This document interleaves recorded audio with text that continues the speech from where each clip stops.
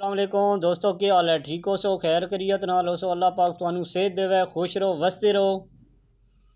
जनाब राज अजहर हुसैन आप दौलतपुर, तहसील पिंड दादन खान, ज़िला जेलम।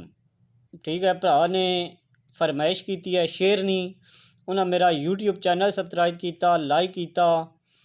तो भरा ने बड़ी मुहब्बत नाल जनाब फरमाइश की है।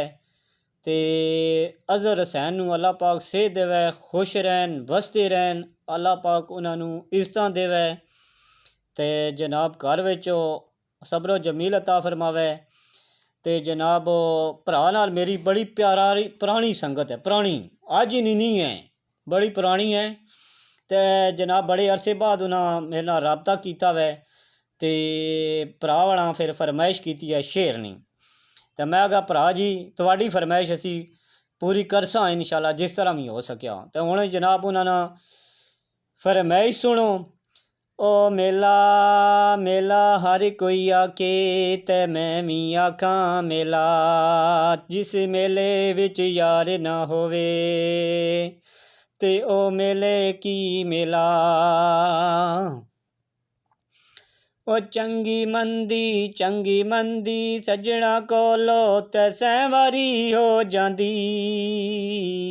ओ यार यारां ते गिला नहीं करदे ते असल प्रीत जिन्हां दी। ओ सब कुछ माल हवाले तेरे ते जिंदड़ी जान भी तेरी। मैं कोजी दा वारिस तू है ते हुण लाज रखी हुण मेरी। दुनिया वेखी मुल्क मैं फिरिया ते कोई नहीं मन नू भाया।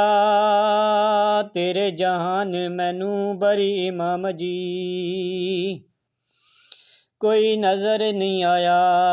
लै ओ यारी हवाले रब दे, लै ओ यारी हवाले रब दे ते मेले 4 दिनां दे। लै ओ यारी हवाले रब दे ते मेले 4 दिनां दे।